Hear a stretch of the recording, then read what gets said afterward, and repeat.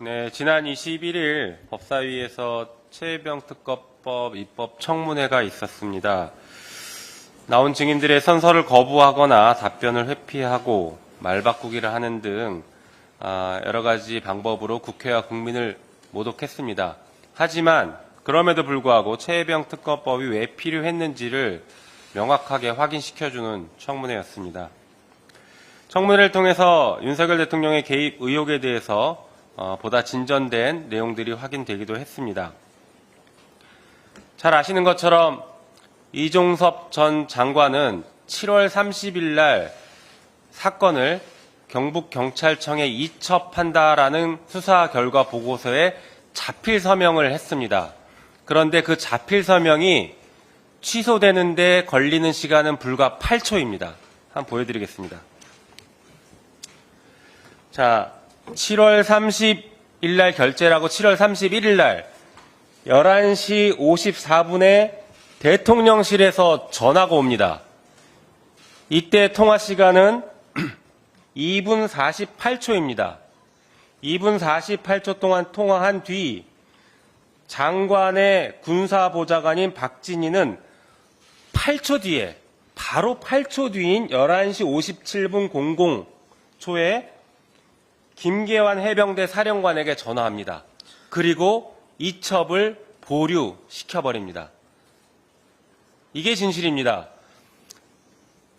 통화 직후 박진희 군사보좌관이 김계환 사령관에게 전화를 거는 시간은 8초밖에 안 걸렸는데 휴대폰에서 김계환 사령관 이름을 검색해서 찾고 전화하는 데만 해도 5초 이상 걸릴 겁니다. 다시 말해서 대통령실에서 전화를 받자마자 곧바로 취소시킵니다.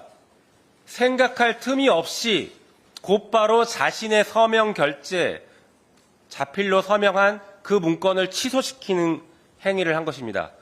그러니까 이 전화는 대통령이 직접 전화했거나 대통령의 경로를 직접 듣지 않고서는 불가능한 시간이다라는 것을 분명하게 말씀드립니다. 자, 그리고 나서 8월 2일은 또 중요한 날입니다. 이렇게 이첩 보류를 지시했음에도 불구하고 박정훈 대령은 경북경찰청에 사건을 이첩합니다. 그러니까 갑자기 휴가 중이던 대통령이 이종섭 전 장관, 우크라이나에 출장 중인 장관에게 개인 휴대폰으로 3차례나 전화를 합니다.